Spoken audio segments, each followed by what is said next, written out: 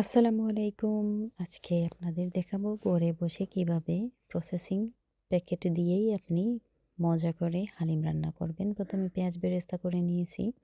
ভালো করে পেঁয়াজ বেরেস্তা করে নেবেন। এটা আসলেই অনেক স্বাদ দেয়। অনেকে এটা পছন্দ করেন না। আর ১ কেজি মাংসের সাথে আমি ২ চামচ আম টক দই দিয়েছি এবং হাফ প্যাকেট আমি মসলা দিয়েছি, হালিম মসলা।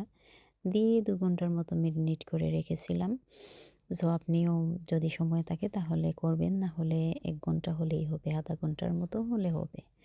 তারপর পেঁয়াজ দিয়ে দিয়েছি, তেল গরম করে আদা রসুন বাটা দিলাম এবং মেরিনেট করে রাখা ওই মাংসটাও দিয়ে দিলাম। ভালো করে মাংস নিয়ে পেঁয়াজ, রসুন, আদা কষে নেওয়ার পরে এরপরে দিয়ে দিলাম ধনিয়া গুঁড়া, জিরা গুঁড়া, লবণ এবং পরিমাণ মতো একটু ঝাল দিয়েছি। সো সাথে কাঁচামরিচও অনেকগুলো একটি দিয়েছি জিরা কারণ গুঁড়া দিলাম। কাঁচামরিচের স্বাদ এরপরে আমার আলাদা যেটা আসে। অর্ধেক ছিল মাংস অনেকটা মেরিনেট কষা হয়ে গেলে তারপর করার ওই পরে হাফ যে প্যাকেট মশলা ছিল মশলাটা আমার দিয়ে দিলাম হালিমের হালিমের। সেটাও দিয়ে দিলাম।